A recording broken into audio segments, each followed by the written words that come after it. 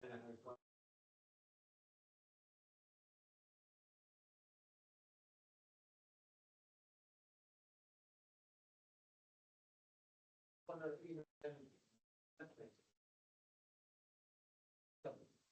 me what you can say you need to watch them and do it then. I don't find it. I didn't say what you don't need to do. Oh, I did.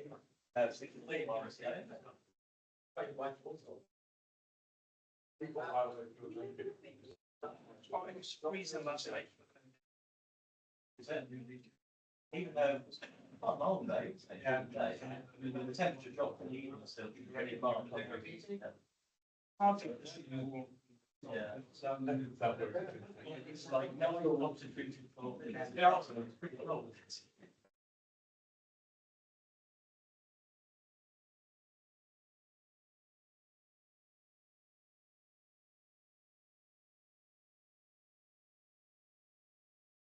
Yes, I can't even well when we work on you again, so let's say a quick chat about that afterwards.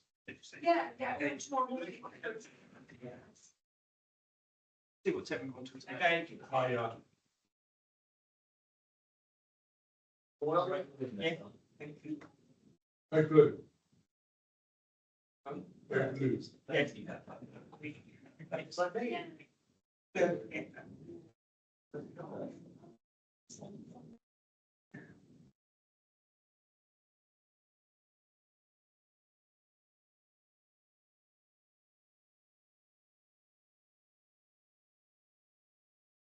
I just probably to set your that's affected today.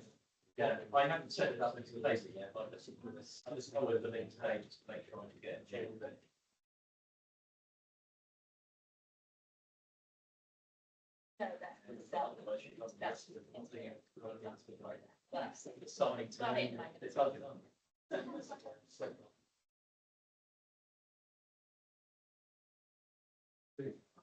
Everything's digital, so paper copies here, isn't it? For years.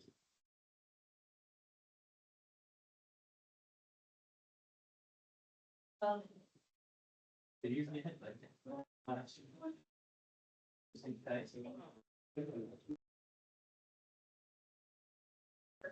I don't think Sanchez in darling because he's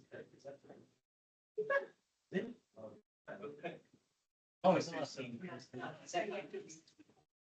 All right. So we cannot see that on this side. We can't see that at all. That seems to them. Oh, we probably don't need to. That was working last night. That's really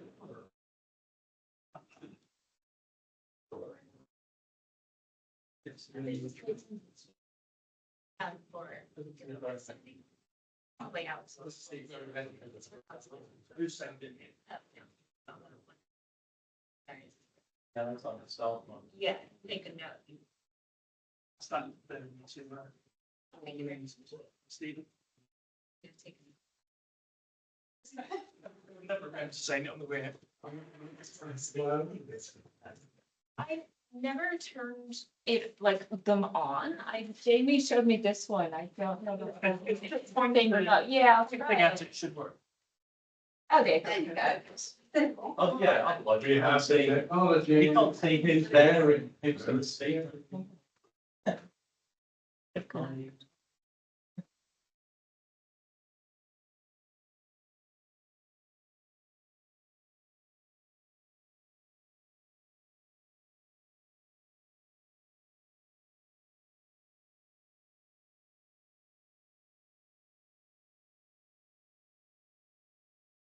Just let you see.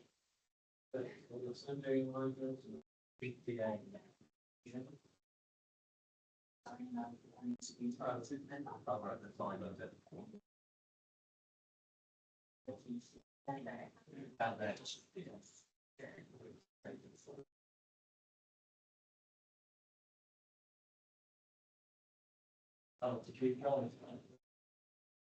Oh, but yeah, I don't think so. We met the same place.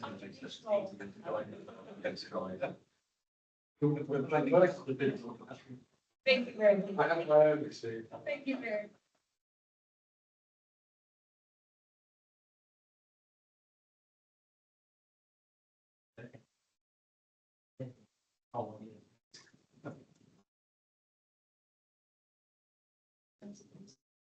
Oh, you're upstairs. That's true. That's true. So there is some actions mentioned in the minutes. And one wants to be just pick them up.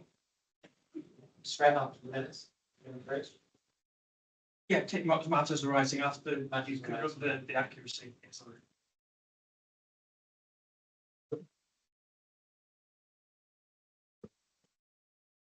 Okay.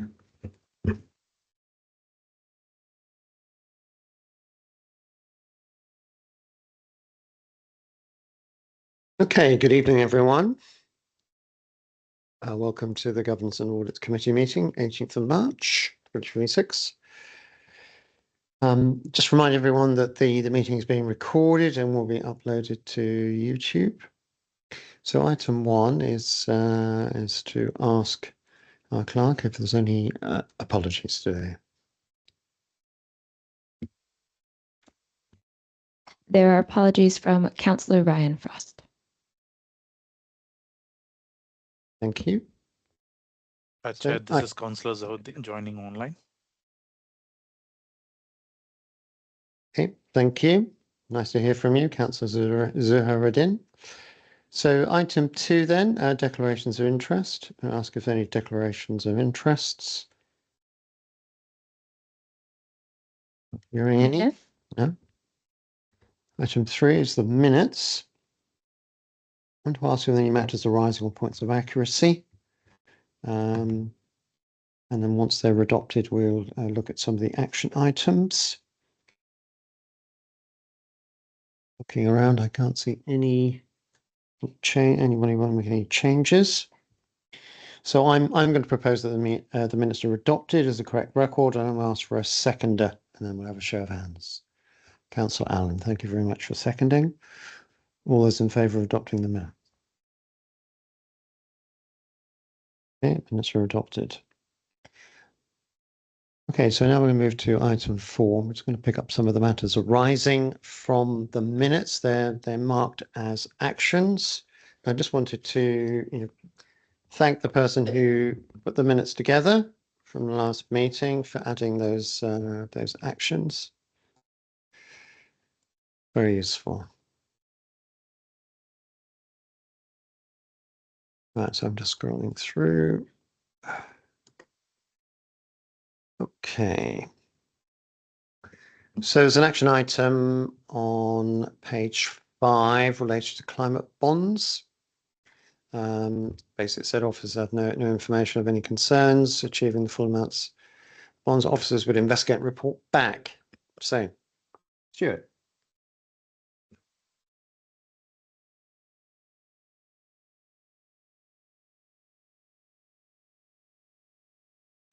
So for people listening, that's the microphone, not Stuart.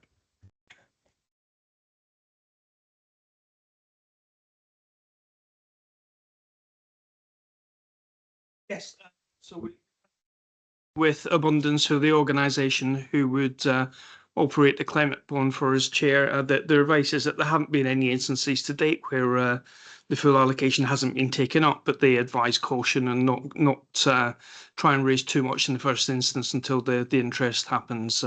No, so the bigger issue for us at the moment is to identify suitable schemes which should be exciting for people to invest in. So we have now formal approval from council to proceed with the climate bond. That's the next stage, Chair, to get the bonds to get the schemes to make the bond attractive when it's launched. Okay, so waiting for the schemes. The instruments are ready.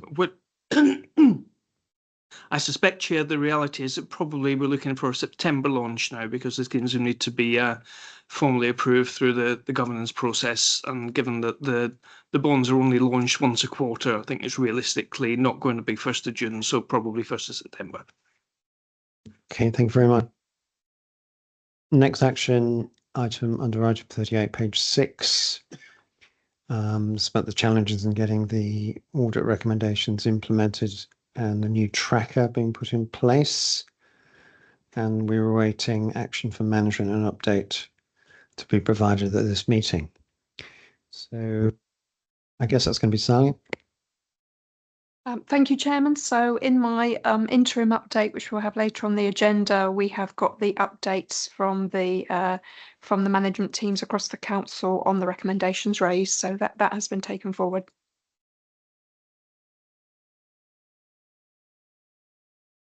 So the tracker, you're going to report on the contents of the tracker and its use later in the meeting. Yes. Yes, that's right. Great.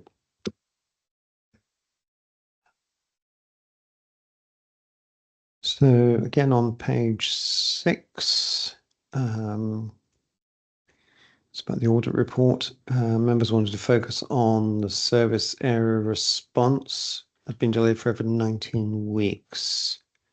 To report at this committee on progress. Okay. Is that you? Yes, I did actually email you a copy, or I emailed you to let you know when that report had been finalised, which was a couple of weeks ago. So that report has been finalised, the one that was outstanding for 19 weeks. Okay, thank you for that.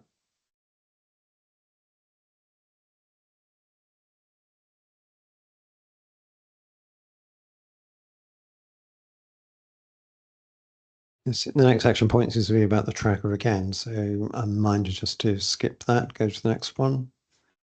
So this is the business resilience team. They came to the committee late last year, and we're going to get a progress report. I believe that's Stuart.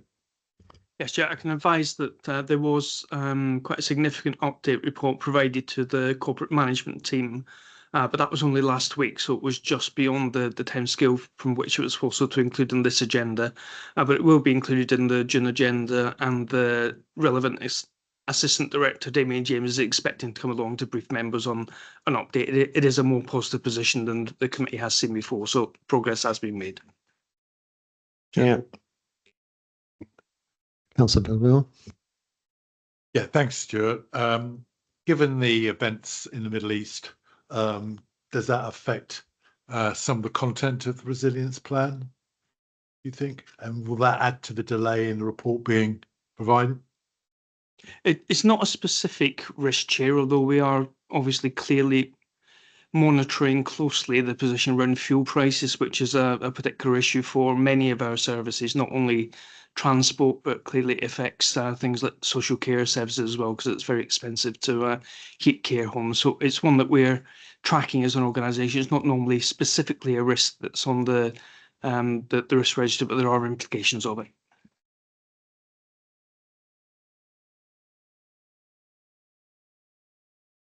Okay, so that's matters arising. Completed.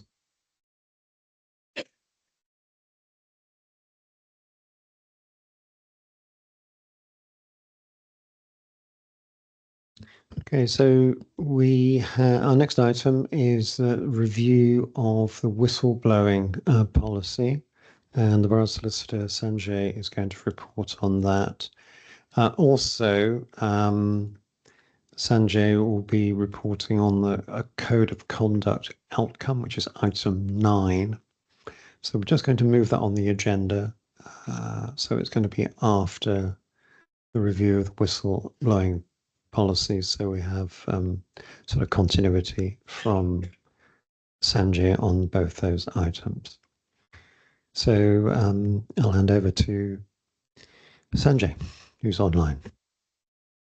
Thank you, Chair. The item before you is a review of the Council's existing whistleblowing policy. Now, the Council has retained a whistleblowing policy since 2013, sorry. But obviously it's been a while since then, and we've been looking for a number of years to update it. The review has been held in abeyance, partly because both the previous government and the current government had at various points been looking to review the legislation around whistleblowing.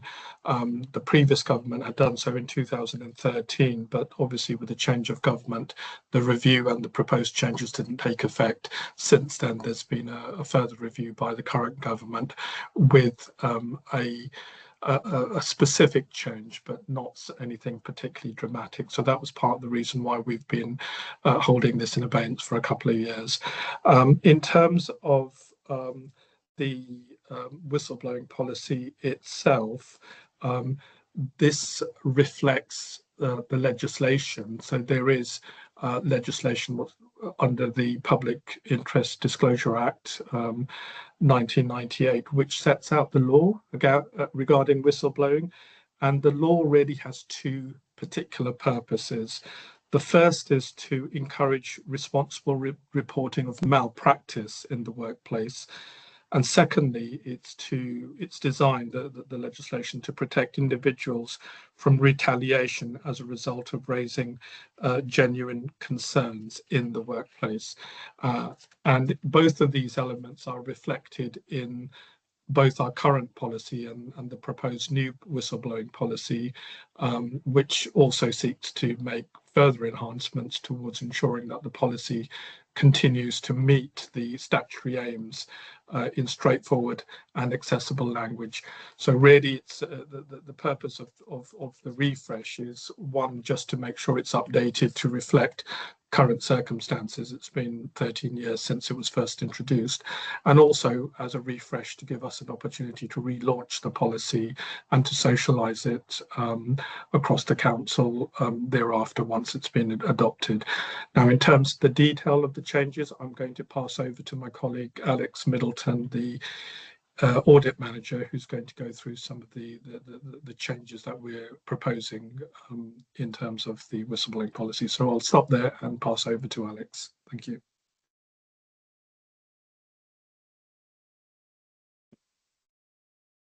Thank you, Sanjay. Thank you, Chair. Is that working? Yeah. Yeah, if I can just raise a few points just further to Sanjay's introduction. So in terms of how we got to this point, we undertook a number of consultations. So the report initially went to CMT. It was like a joint working arrangement between the audit team and the legal team. So it just wasn't taken forward by just one service. After it went to CMT, we raised it. We presented the report to the Employment Committee. So it was taken to the Employment Committee and they recommended it to the Governance and Audit Committee for approval. As part of the process, we've taken on board the comments from members at both the Employment Committee as well as the Chairman's briefing to this meeting. So we have slightly tweaked the draft policy to reflect members' comments, so hopefully they will be picked up. We've also undertaken what's called an integrated impact assessment. So that's quite a new process for the council. So that's been signed off by the monitoring officer, and we work with the HR team to make sure the impact assessment tool has been properly integrated. So that's fine. If I can just take you through a few of the changes to the policy. So the first one, we've actually widened the scope as to who can raise a concern. So previously, I don't think there was much mention of councils, business partners or third parties. So we've increased the scope to reflect that. We've also made increased reference to the legal framework and statutory references. Again, they weren't really particularly covered in the previous policy, so we've included them in the revised draft. Another area of change has been the aims and scope has been expanded and clarified. So we've introduced the fact that it's got to be in the best public interest to make sure that it's included within the whistleblowing policy, but also the fact we've signposted alternative processes. So there could be examples, for example, where a resident or a member of staff has got a particular grievance or a complaint against the council. We've got specific policy, specific routes, alternative routes in which those concerns could go down or could be processed. So we've actually specified those within the policy. And at the bottom of the draft, we've included a a flow chart. Now, Chair, I did have a look at the flow chart in the agenda that's gone out, and it does seem to have gone a bit out of skew. I'm not sure if that was just my version or whether everyone's got that. That was an issue that came up before. Is everyone out? Can everyone Which see the page are we flow looking at? chart? So the very last page of the policy itself, we've included a flow chart, but the version I looked at, it went a bit skew with. Okay, Councillor Allen.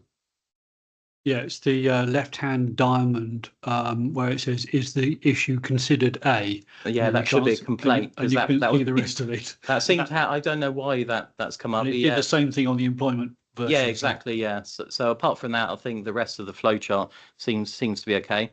Another change was we've included more procedural changes. So we've encouraged early and formal reporting. So when I had this discussion with Sanjay originally in terms of the first draft, we wanted to make it clear that the whistleblowing policy not necessarily should be used as a last resort, but staff should be considering going down the route of speaking to the line manager or HR or dealing with the matter informally and using the whistleblowing policy more as a last resort. So we've expanded upon that in the draft. And we've also included some timelines and some timescales by which the council needs to be initially reporting back. Another area of change has been we've reinforced the confidentiality and anonymity of the policy. But we stress that anonymous disclosures are going to be less helpful and less productive. So they can be included, Chair, but they probably carry less weight if they're anonymous. So it would be useful if the individuals were actually include their name in that. Another area of change has been we've wanted to include provisions for support mechanisms. So we've included Protect amongst that. So individuals can actually go onto the public website for Protect, and they can actually provide advice and assistance independently of council support. So individuals can seek the support from Protect. We've also included references to the council's unions and staff representatives, as well as external audit. All those routes individuals could consider when seeking out redress or whether they want to raise a particular concern. We've included a section on prescribed person, Chair. That's quite a new area. For local authorities, the prescribed person would actually be external audit. So depending on which public sector, like the NHS, for example, they will have a different prescribed person. But for local authorities, it's the external audit. So individuals could actually approach the external auditors for support. I've alluded to the flow chart at the bottom of the policy, so that's quite new. It is supposed to be a basic flow chart. It wasn't supposed to be particularly detailed, but it does give initial signposting to individuals if they consider their particular concern to be a whistleblowing policy, or whether there's any doubt as to whether it should go down the route of the corporate complaints route or the council's grievance policies through HR, for example. And we've also included some links to other council policies at the bottom of the draft policy that individuals can refer to. And the last section I just wanted to bring your attention to, I think a couple of members previously have expressed an interest that findings or outcomes from the council's whistleblowing procedure could be reported back to members. Now, one of the options could be to present those findings within the annual governance statement. That could be one option. Another option could be a separate report, but that will obviously be down to the monetary officer, how we wish to present those findings. So I think those are the main areas I wanted to cover, Chair. We're happy to take Q&A if that's okay. Yeah, well, thank you for that comprehensive review, focusing on the changes. I'm going to ask for questions. Councillor Bidwell. Thank you, Chair. Couple, really. I think the amendments are really good and make sense to me. Couple of questions, though, is number one, the impact assessment tool, which seems like a very useful tool. When would it be feasible to have an update or report from that tool to this committee, maybe towards the end of the year, to give us a view as how important or how the impact of the assessment, the whistleblowing policy has been? So the impact assessment's been completed, so the report's been done, it's been signed off by the council's monitoring officer. So that's available. We're happy to circulate that. And to be fair, from memory, it didn't result in any significant negative impact on the 3 areas that are being covered by the assessment tool, which is health and well-being, equalities and climate change. I touch upon it within the assessment, but in terms of providing an overall action plan to address those issues, there were no significant negative impacts. But through the chair, we're quite happy to circulate that because it's if you feel that's necessary. It's a good idea, thank you. And the other question is the flow chart, which is a very good flow chart. If it was better readable, is that on the website or the intranet? How can we have a view of a readable view of this, or is that going to be rectified in an updated document? Thank you, Councillor. I hadn't intended to create a separate document for it. It's supposed to be just an attachment to the bottom of that policy. But given this meeting and also the Employment Committee, there have been issues in the formatting of that. It may make better sense to have that as a separate annex to the policy, and therefore it'll be more legible and readable to the user if that's what you'd decide. Okay, I'm looking online. Any questions? I can't see any. I got a question. Chair. Raise my hand. I can't see you online for some reason. Looking at the screen. Oh, behind you, different screens. It's all right. Can I ask, Chair? Yeah, please go ahead. Yes, I'm just pointing out that I Sure. can't see all the online participants. They're behind me. Go ahead, please, Councillor. So yeah, I got a couple of questions as well. Yeah, maybe a question and a suggestion. The first question I have is related to the partners and volunteers. Are our partner organizations contractually required to signpost this policy to their staff? I'm just wondering how this would work in practice. So the management of our partners may be aware of this policy, but how does that get translated down to the rest of the organization that there is an existence of this policy and the volunteers and contractors can use this directly? If I can answer that, Chair, it's a very good point, because we've only just in this proposal decided to extend the policy to, as we've said, business partners. Business partners, effectively, what we're saying there is commercial suppliers or companies, if you like, from whom we buy services from. In answer to your question, how do we socialize it? The idea was that once this is agreed, we would be looking to ensure that the whistleblowing policy is shared through partner organisations, through the tender documents that we have for procurement. So when we do have bids for procurement within the specification, we would make sure that part of the requirement would be that the document is shared, not necessarily individually to staff, but on the websites of the organisations concerned, so that their staff, just as our staff, are aware of the existence and the opportunity to raise a disclosure if they feel that they need to. Thanks, Sanjay. So my next suggestion I have is regarding the timelines. So it's welcoming to see the acknowledgement timelines have been reduced to 5 days, which is really a good step. Very welcome that. However, can I suggest we consider adding an initial outcome or progress update within 20 working days after acknowledgement, and of course with regular updates thereafter if the investigations are still going on. So the reason I suggest that is, like, it's having some sort of timelines. It gives a bit of a better trust and encourages the strength of the whole process. So is this something that can be considered? We certainly can. I think when we looked at the changes, we did some benchmarking, and Alex will be able to talk to that. And the idea of updates is a sensible one, but it wasn't necessarily reflected in other policies.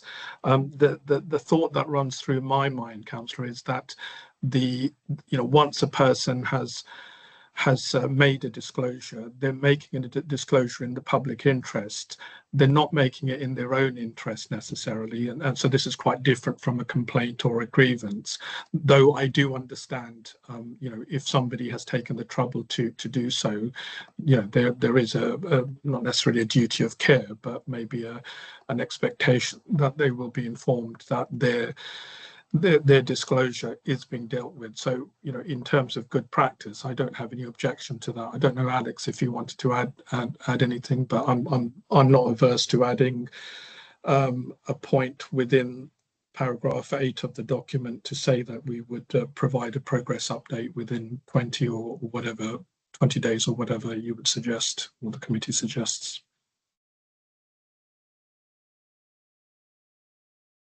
Yeah, Alex, yeah, I'm happy to support that, Chair, in terms of what Sanjay was saying. I think also partly it depends on the nature of the concern or the complexity of the issue, because obviously some concerns that are raised might be a lot more complex and difficult to deal with initially. So we just need to take that into account in terms of treating each case on a case-by-case basis rather than having a blanket policy, perhaps. Councillor Robertson. Thank you. I'm just wondering when the next review will take place. Thank you, Councillor. I think initially I did include in the original draft that we'd suggest that if there's any change in legislation or a major change in the council's practices, we would look or seek to review the policy and update it. But if there haven't been any changes in legislation or made changes in council policy, then I think the review period will be 3 years from the point of adoption. I think that was the general conception. Okay, I just want to ask members if there's any general support or not for the proposed amendment to complete the process within 20 working days. That's an amendment to paragraph Sorry, 8. just to clarify on that, it's not completion of within 20 days, Chair. It's about providing an initial update within 20 days and further updates thereafter. Obviously, 20 days is in most cases will be too short for resolving. It's the initial update on where we are in the process. All right, I do beg your pardon, I misunderstood. So we report within 5 days, or acknowledge the whistleblowers input within 5 days, and you're saying there has to be some kind of feedback within 20 days. Yep, that's right. So once again, I'm just asking members, do they have any views on that?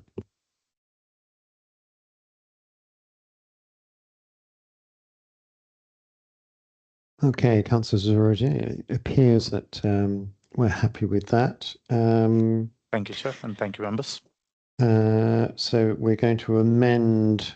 So when I'm talking about recommendations, it will be as amended, paragraph 8, to include a report on progress after 20 working days of the original report being made. Yeah, that's right. Ideally, within 20 days would be better, I think. We are setting 20 as a max limit. If we have updates earlier, it's welcome to be sent up before 20 days. Okay, so I'm looking at the officer. You happy with that form of words? Can I make a point? Is it 20 working days? Yeah, okay. Yes, Chair, I'm quite happy to make that amendment. So, so could the officer just read out a suggested form of words, please, so we're all clear? So we're seeking to amend paragraph 8 of the policy to say that the council will report back on the progress of the concern being raised by the whistleblower within 20 working days. Sounds right to me. Councillor Zahradin. Yep, sounds good. Thank you. Okay, so I had just a question. So you suggested that the number of whistleblowing events that we have should be included in our annual report. Is that in the policy, or is that something that needs to be added?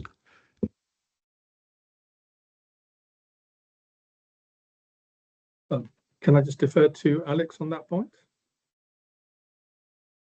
Thank you, Chair. Yes, I'm not sure if it's explicitly mentioned in the policy. I think one of the versions of the policy it was alluded to, but I don't think at that point we had come to a conclusion as to the exact reporting route of that.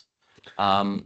So that's fair enough. So we're I've just happy to- put that out. I mean, it seemed like a reasonable suggestion, and I mean, it's a very good suggestion coming from the officer. So I just put that out to members. We agreed that it should be included in our annual report. I don't see any objections. So yes, we'd like that in there, please. We won't torture you with asking for a form of words. Okay. Yeah. So again, that's a second amendment to the policy. So following on from that, so if we're not receiving a report on whistleblowing events, may I ask, has there been many whistleblowing events? How many would we? I know it's impossible to anticipate, but what's the level of activity around this legislation as it affects Bracknell Forest Council? Chair, the number we've had in the last, I've been here since 2015, probably no more than 2 in any given year. What I would also say is that from my experience, those that we have had have tended to be matters which have been conflated with grievances, and that's a point that we've tried to identify within the report, that if you've got a grievance, then that shouldn't be brought within the whistleblowing policy. The whistleblowing policy is specifically for matters of public interest. That's what it's designed to cover. If a person has an individual concern, then that should be brought via the grievance policy or a complaint, corporate complaint. So in terms of numbers, we've certainly had very few. The experience has tended to be that those have arisen from individual issues where a member of staff may have been unhappy with a particular employment issue, but they've tried to then extrapolate that into a public interest argument, and in those cases those complaints haven't resulted in anything beyond just a recognition that there's been no wrongdoing by the council.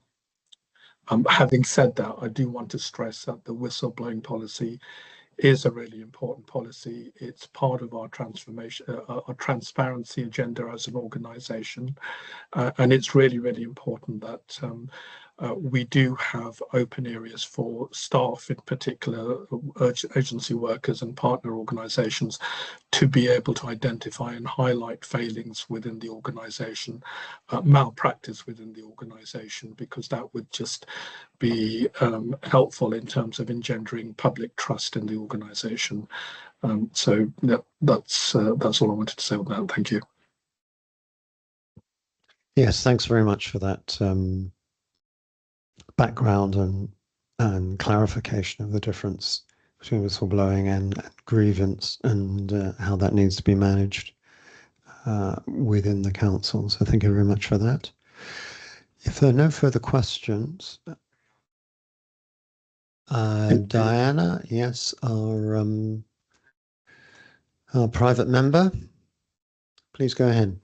Thank you, Chair. It's just a very quick comment. Section 14, the related links. would it be helpful to have hyperlinks to the policies you mentioned?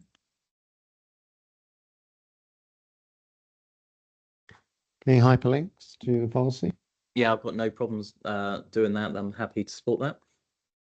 Yep. Yeah, the more Thank you. accessible we can make the policy, the better. Yes, thank you for that suggestion. Adopted.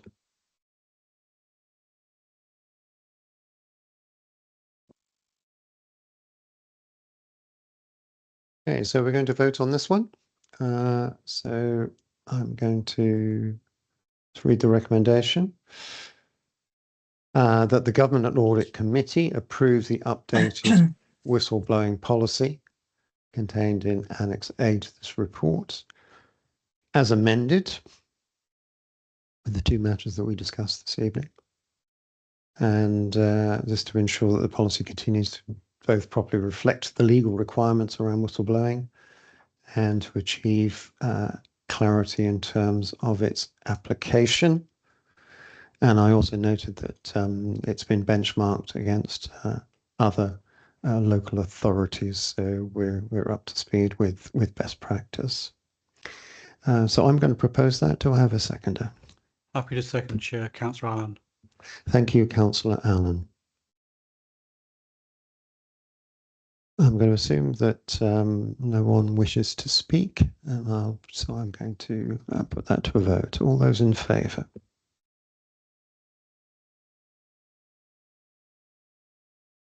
It's been carried.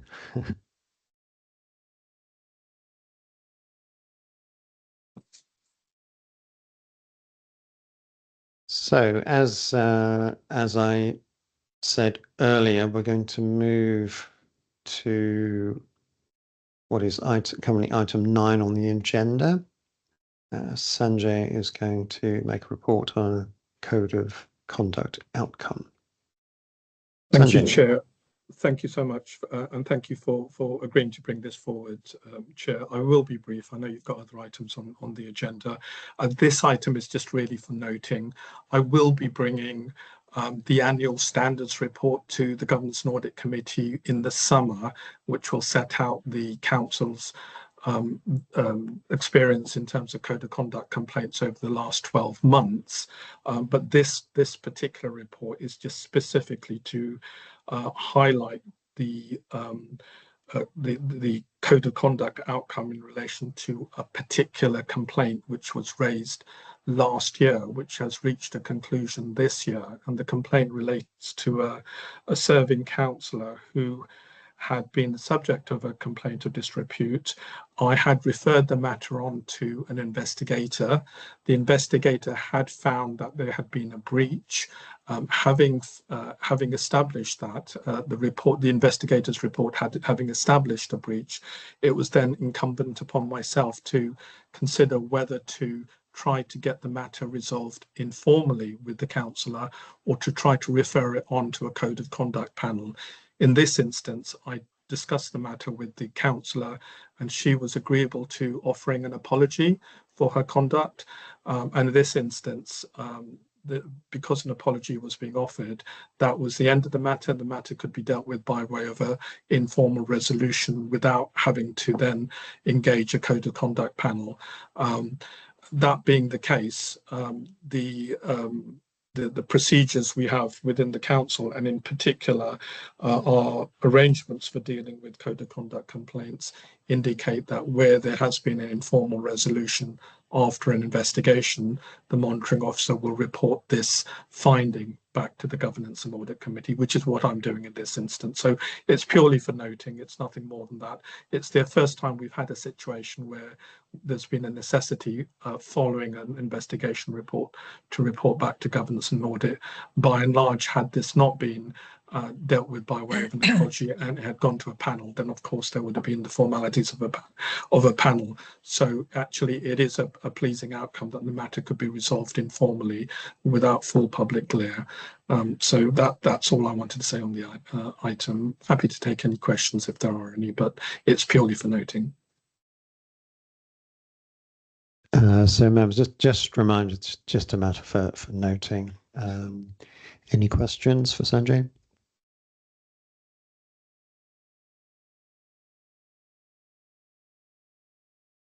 Okay, the item is duly noted. Thank you very much. Thank you, Chair. Thank you, everyone. So we now move to item 6, and this is the annual internal audit plan. And I'm going to hand over to Sally, Head of Audit and Risk Management.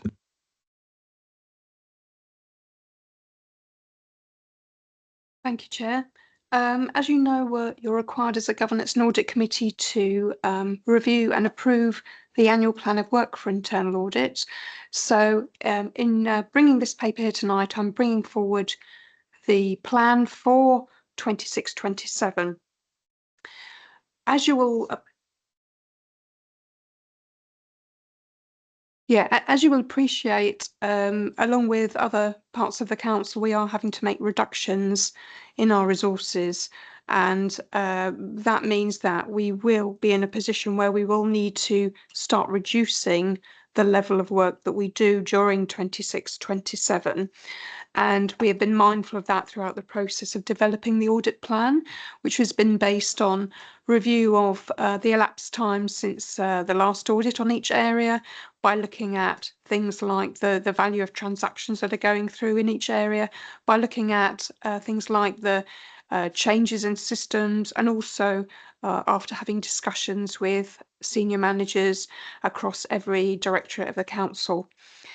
Throughout the process, we've tried to engage with senior management. We have taken the draft plan to all the DMTs, and it's been agreed then at each DMT. And in addition, we've taken that to CMT for their review and comments. So in doing that, what we have done is, in order to address the fact that we will have quite significantly reduced resources from 26-27, we have asked senior managers to help us prioritise those audits that were initially identified for inclusion. And what we have done is drawn up a list of those audits which are considered to be high priority, and that will form the basis of our internal audit plan and activity during 26-27. We've also got a separate list of those items that are considered medium or low, which we can fall back on if those other audits fall through and we have the opportunity to carry out additional work. But it is very important to note that we do have to reduce the level of audits that we've done in the past. And what we've done is we've tried to identify the level of audit resources we will have moving forward, and to ensure that the audit plan of work that we have mirrors the level of resources that we will have to deliver those audits during 26-27. So I'm happy to take any questions that you may have on those audits that are actually being proposed, or any other questions that you might have around the resources or so forth. Okay, asking members for questions. Councillor Bidwell. Well, okay, it's disappointing the number of audits, which is a very important function, is being reduced. And you've given a summary of the audit plan going forward for 26-27. I think what's missing, though, is those audits that have been dropped off, or have I missed something? The audits that have been dropped off from the plan are those ones that were medium and low. So these were some of the areas that we were, when we had our discussion with managers across the council, we identified these other areas that potentially they considered might be helpful for us to review during 26-27. So those are the ones that are identified as medium and low in the separate table. From page 37 onwards. Further questions? So obviously we understand the change in resources, but could you comment on the level of expertise of the team? Because it has been a feature of reports to this committee about staffing and training. How would you assess the development of the expertise of the team, even though it's going to be smaller going forward? In terms of the expertise, in terms of the field that we carried out, that won't be changing. We will still have 2 principal auditor level auditors. We will still have a level 7 apprentice who has already been working in internal audit with us for over three years. So she is very experienced already as well. So I think in terms of the actual field work and the expertise as such, the expertise is still going to be there. It's going to be more that there will be pressure on the sort of quality review and supervision side, because when I retire during the year, I won't be replaced. So in effect, what will happen is that really the sort of internal audit manager level role will be sort of coming out as the internal audit manager steps up to cover the head of audit role. So it will reduce the level of resource at the sort of supervision and quality review level. I think that's where the real pressure is possibly going to be. Okay, thank you. And just as a follow-up, can you suggest any mitigating actions to kind of soften the blow or compensate in some way for those changes? Yeah, I mean, in addition to our in-house team, we do already use Wokingham Internal Audit, and they have been delivering 150 days. That will go down to 75 days. If we were moving forward in a position where, for example, we might have long-term sick leave or something like that, we might be able to approach Wokingham to increase those days again, which would certainly be a much cheaper option than moving to an agency worker. But it will all depend on the level of resources and the budget and the finances that we have available, because, as I mentioned earlier, across the council, we are in this situation. It isn't something that we're just experiencing in audit, and we will all need to be able to work within the financial means that we have. Okay, thank you. I believe we have a question from Councillor Hafferty online. Yeah, thank you. I was just going to ask him, how is this likely to affect your audit opinion, or the audit opinion that's going to come through, doing all these audits? The audit opinion has to be based on the entire control environment, and that's why we have endeavoured to try and get a cross-cutting plan that will cover all the key risks and all the key concerns and areas of assurance that that senior management are looking for as we move forward into 26-27. So hopefully there shouldn't be any impact on the annual internal audit plan unless there was the situation where there were issues with delivery and not being able to deliver enough of the work because of the pressures on resources. But in terms of the scope of the audit plan as it currently stands, that should enable an annual opinion to be given on the control environment of council to feed into the annual report that I would normally give. Thank you. No, okay, just a supplementary related to that. You mentioned that we should be able to get time from Wokingham if we don't have the capability to do it all in house. Are there limits on what we'll be able to get from them? Yeah, yes, there will be limits on what we can actually buy from them. At the moment, it's planned for 75. But we would have to consider the financial implications of purchasing any additional days, because we are, along with everyone else, trying to work within a more restricted financial budget. Okay, thanks.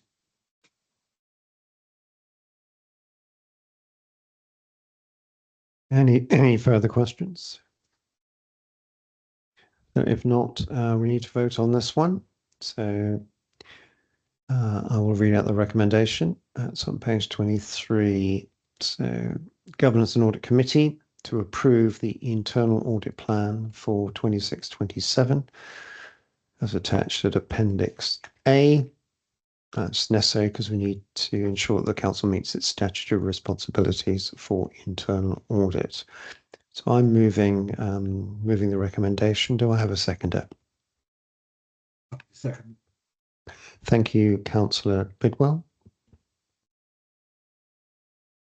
I assume nobody wants to speak any further, so I'm just going to ask for a vote. All those in favour, please raise your hands. That's approved unanimously. Thank you very much.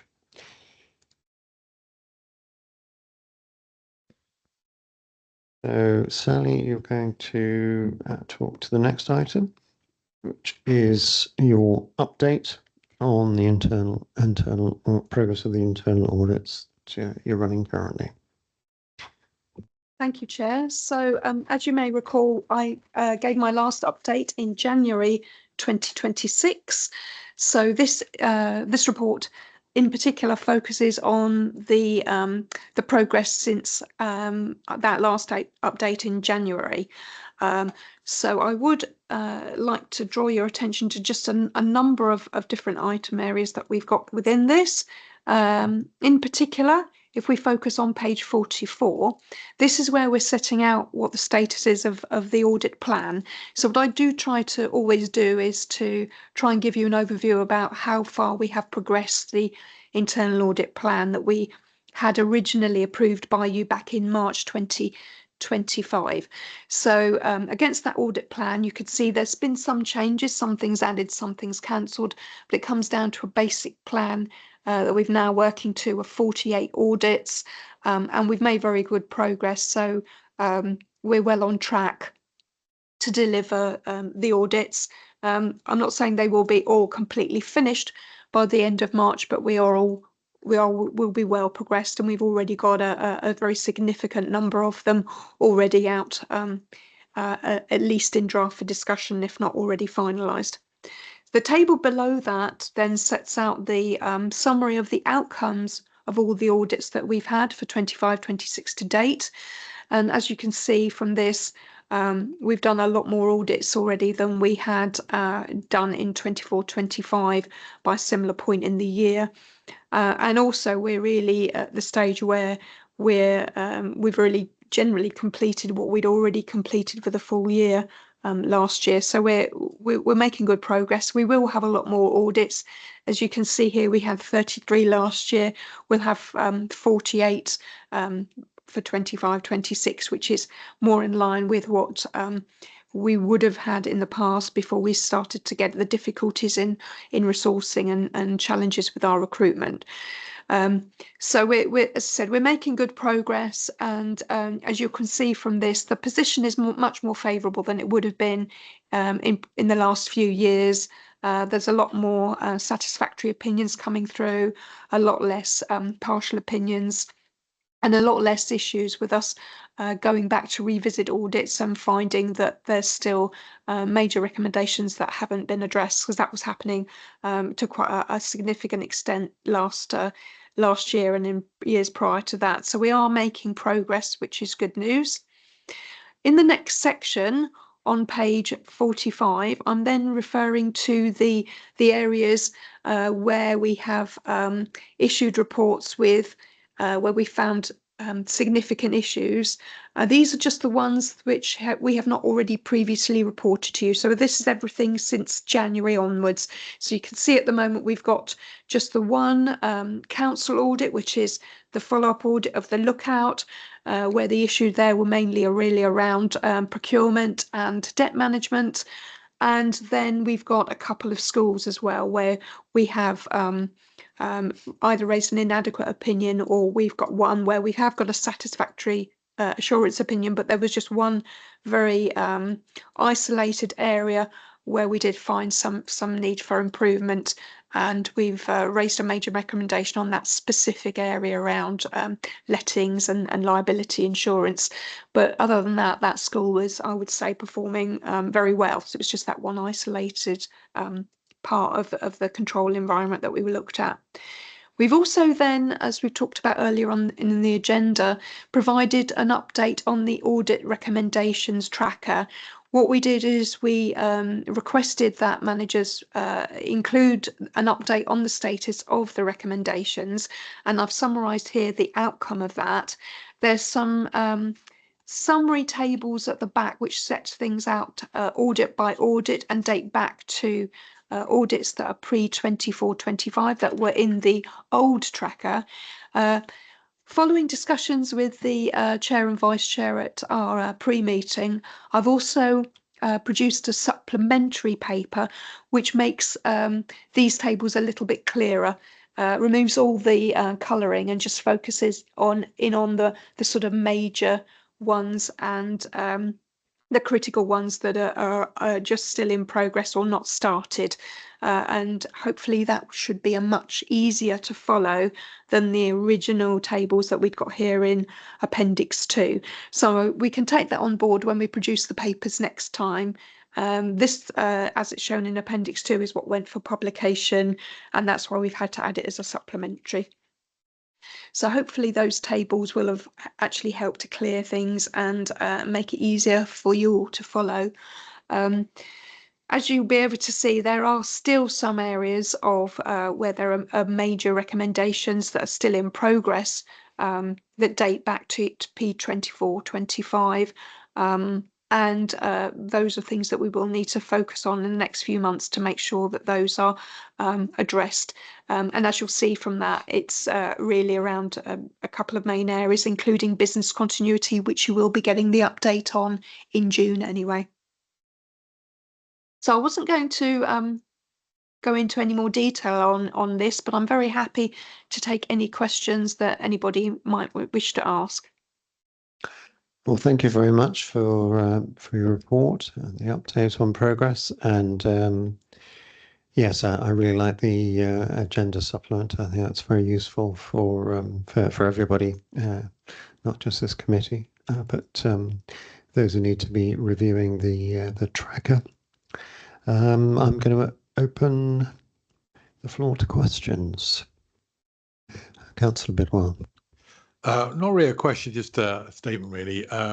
Having had access to the tracker, I can confirm that all members of this committee should be able to look at any particular item on the tracker via the council's intranet, and it's very useful. So I would recommend everybody take a look at that. Yeah, that's a good point. Yes, so it is accessible electronically via that link. We just need to make sure that that link is available, all publicised. Yeah, thank you for that, Paul. Any further questions? Councillor Allen.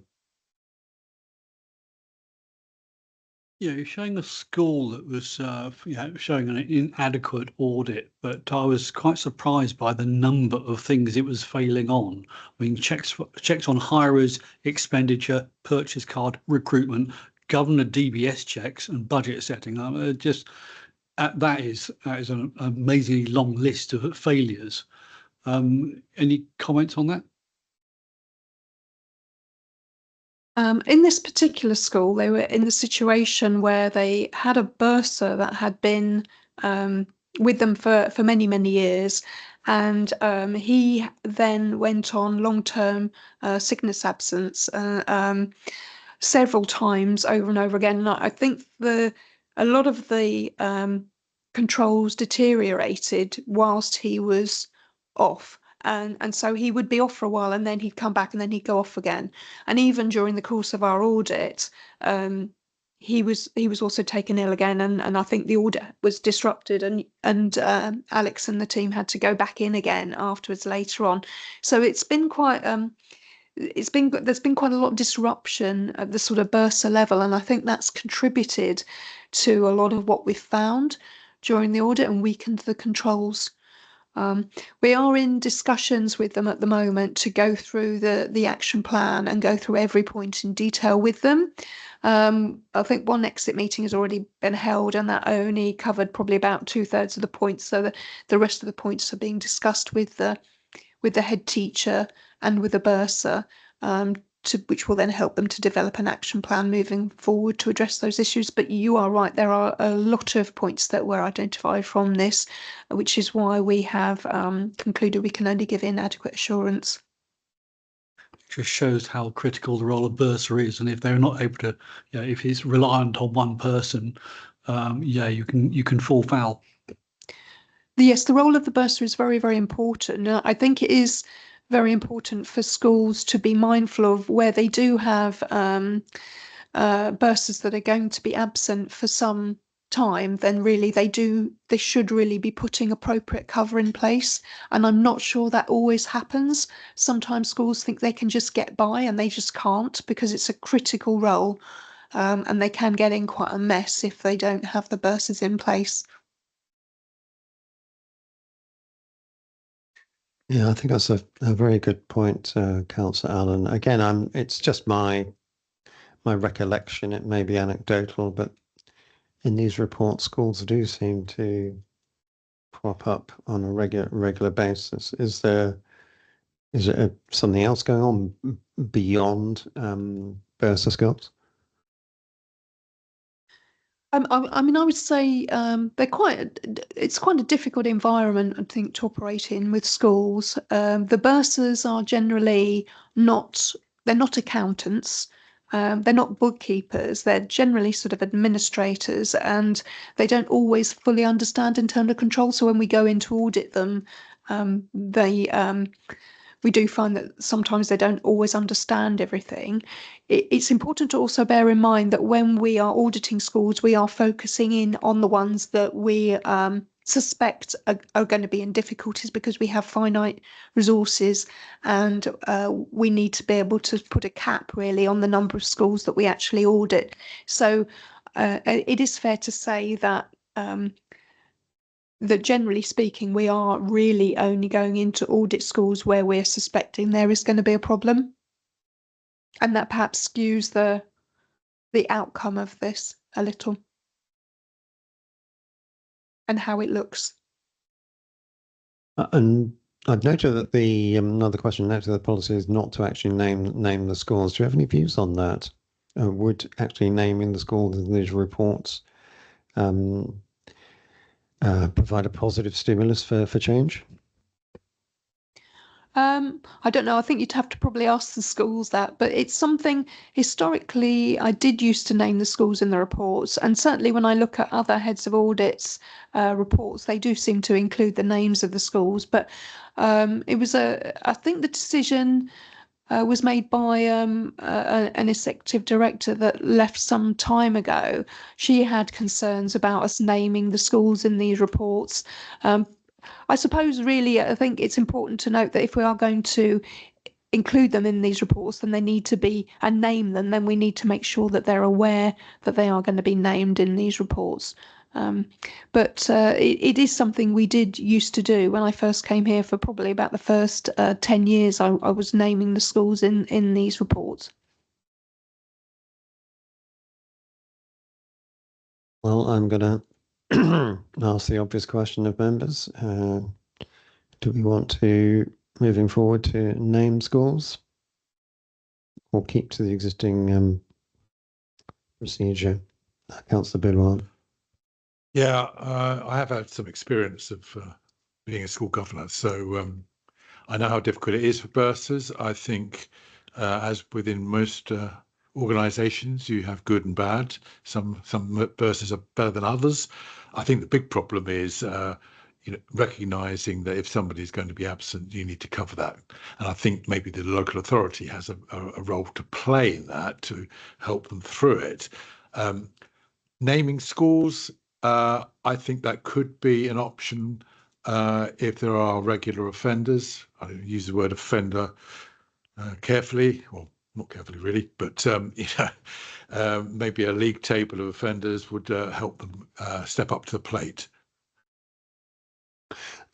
Is it possible for this committee, again, question, is it possible for this committee to ask schools to come to the audit committee to explain what's going on and what actions they're going to take? I'm getting a lot of shaking heads here, so I'll go with the consensus there. Councillor Allen. From a historical perspective, I have to say, I think actually putting the names back in the schools would be useful, because all we see is school F, school I, school A. We don't know which school that is, so we don't know the last time they were audited. So it's actually quite useful over the years to see which schools are being audited and how often. So, and the only way you can tell that is by actually knowing what their names are. So I don't know whether school left this year or with the same as school left next year. Sally? Yes, I do have like a list of schools, and so it's sort of consistent. But I mean, potentially as a compromise, because there may be concerns around the council about naming the schools, I could potentially share the list separately outside of the Governance and Audit Committee so that members would see which schools are coming out from this and the opinions. Okay, Councillor Bidwell? Did you mean outside this committee or for this committee? For that, what I mean is for this committee, but not actually at the committee meeting. So I would circulate the information to you separately. I think that would be better than making it more public, but.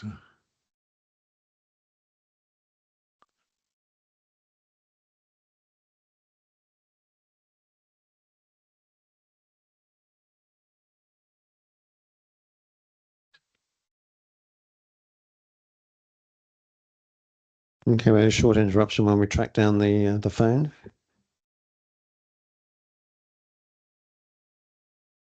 I think we could carry on, can't we?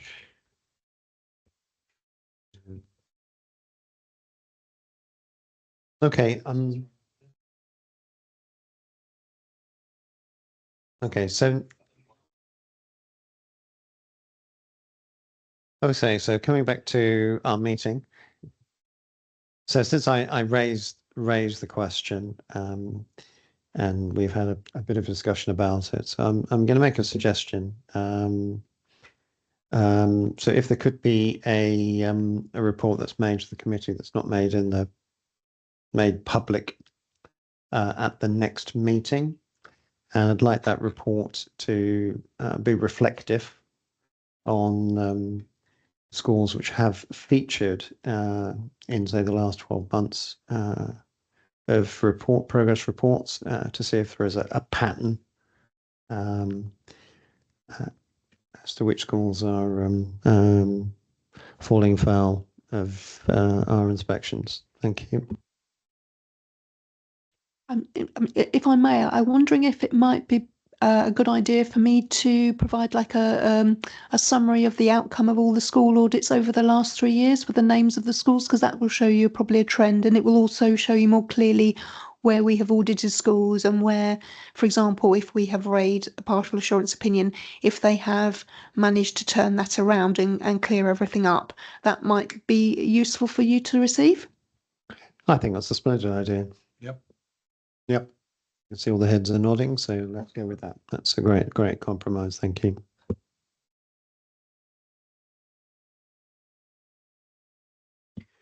Any further questions on the audit report?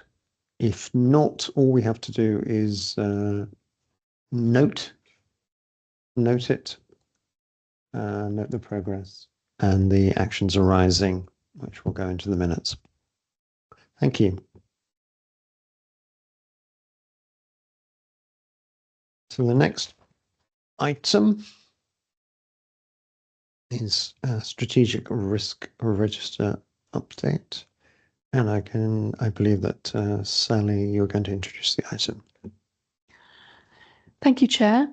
As you may recall, we review the strategic risk register at the strategic risk management group every quarter, and after that it goes to our corporate management team to review, and then it comes to the governance and audit committee about twice a year. So I think you last received this in around September.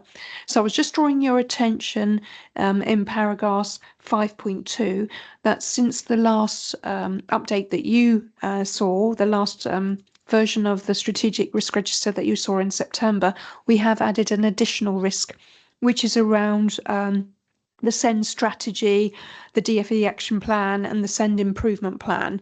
So we now have both a safety fail risk and we have this separate SEND risk. And we will be looking at that moving forward to see how these interrelate and whether we need to have two separate risks. But for the moment, we have got two separate risks in the plan.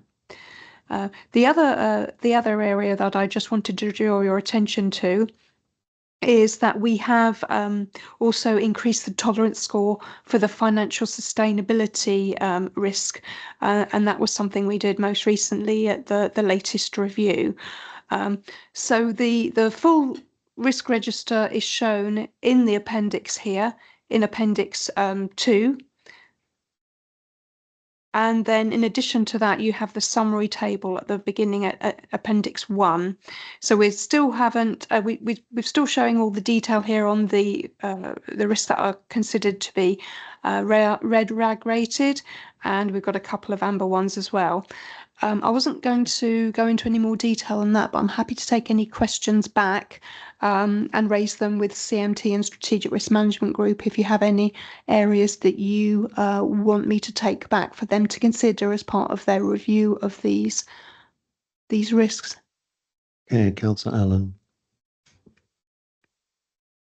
Yeah, just on the financial sustainability, the link to the risk one, whatever it is. So interesting that you've moved the target to match the current, and the target has gone up from about 8 to 20 over the last year or so, in the last 2 years. But if the target is now where the current is, how come it's a red rating? Because if it was you're on target, surely you're not red rated. The basic principle we have with this usually is we look at the difference between where we are at the moment, which is the current residual risk, and the target tolerance risk. And when we're referring to this target tolerance risk, we're really just saying this is the level of risk that we feel that we can deal with, and that we can manage. And I think what we've done here is in increasing this tolerance level is we're just acknowledging the fact that we are in the situation that we're in terms of financial terms, and we have to be able to accept a higher level of risk than we would have liked to have accepted in the past. Whereas normally we would actually change that to perhaps be green because they mirror one another. Because it is such a significant risk, we have actually left it here as red. I don't know if Stuart has any further comments he would want to add to that. Yes, thank you, Chair. Clearly, with an £18 million reduction in grant over the next 3 years, the council faces a significant risk to its financial sustainability. The fact that the target score has gone up really recognises that it's the risk is a combination of likelihood and impact. It's a certainty that the council will lose £18 million in grant over the next 3 years. So we're talking about a certain position. What we're trying to manage is the impact of that on the services and residents of Bracknell Forest. So it is an unusual one because, yes, you're absolutely right, the target tolerance score is where it is. But as Sally said, any risk which is anywhere near a scale of 20 on our scores is a very high risk. So, normally you're absolutely right, Councillor, it would be the difference between the target and the tolerance, but not in this one. It's just the consequence of how risky the position looks.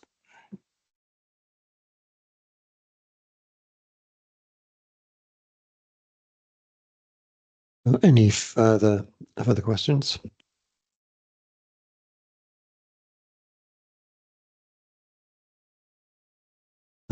Stuart, you want to add something? Yes, Chair, if I can just add a little bit to Sally's introduction about the safety valve. Now, we do have a risk at the moment separate within safety valve. Now, safety valve as a programme has been stopped. However, the reality is it is just being rolled into the new local send reform plans. So it will, I suspect, when we come to look at this in the next financial year, it will focus purely on the overall risks around SEND generally, and we'll just absorb the impact of the high needs block continuing overspend within our overall financial sustainability arrangements, now that we have a better idea of what the government's plans are to actually deal with the high needs deficits over time. Councillor Allen. more a comment than a question that I'm just, it's disappointing to see that, we have 75% of our, we've only got 8 risks on the register, and 6 of them are red.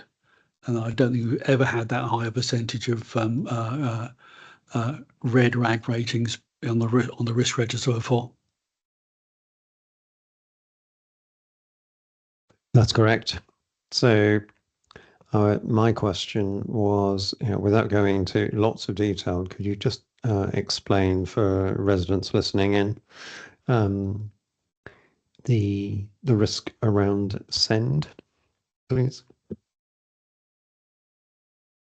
So within this report, we have 2 risks around send. One is about the service improvement side. Now, clearly, the council has had 2 inspections of its SEND service over the past 4 years or so. Neither were found to be adequate, so we have significant issues which we are working through. In many ways, we are making good progress, but there is still an awful lot to do. Send is a broken system nationally. We are trying to do what we can, and we are making improvements to local arrangements around the service side of things. But it's clear that with the continual increases in the education, health and care plans, the continuing shortfall in the availability of places for pupils, particularly with the highest needs, it's a system which is very difficult. We have made very good progress over the last few years in terms of the progress in administering the new HCPs when they came in. If you look back just a few years ago, we were at somewhere like 20% compliance within the 20 weeks. We're now up at 90% compliance within 20 weeks. So we're making good progress around that. The other element of SEND clearly is that the cost of the provision that we have to make available to the children and young people who qualify is significantly more than the grant that the government has made available. That's been the case for Bracknell Forest and almost every other council in the country for many years now. So 2 elements of the service side and the financial side, both of which we've got a very close eye on. We have a Send Improvement Board which has partners, it has DFE advisors on it, so we are under very close scrutiny for our improvements. They are comfortable that we have an action plan that is making progress, but we are not yet comfortable that the position is as good as we'd like it to be. Thank you.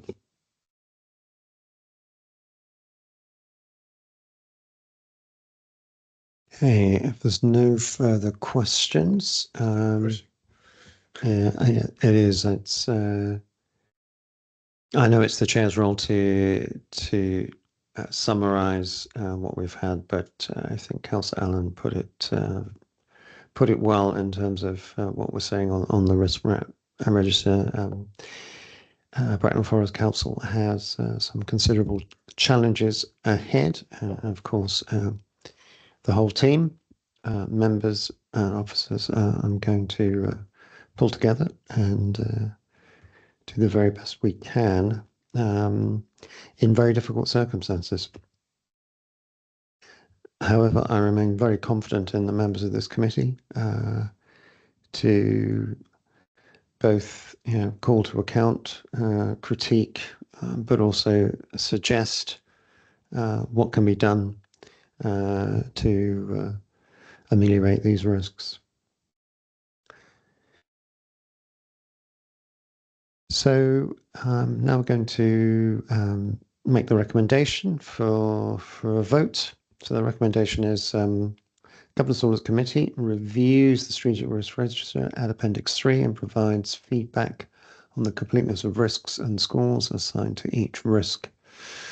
So the reason for the recommendation is that to ensure that the council has identified all the key risks and properly identified their risk score so that it can be appropriately managed and mitigated. So I'm going to move the recommendation. Do I have a seconder? Happy to second, Chair. Thank you, Councillor Allen. Let's move that to a vote. In favour, please raise your hand. Appears to be unanimous. Thank you. Well, Clerk, correct me if I'm wrong, but we've already covered the Code of Conduct outcome report, and that brings matters to a close. And I just want to thank everybody for attending in person and online. Thank you to the officers for their reports and for members for their keen interest and questions. Thank you.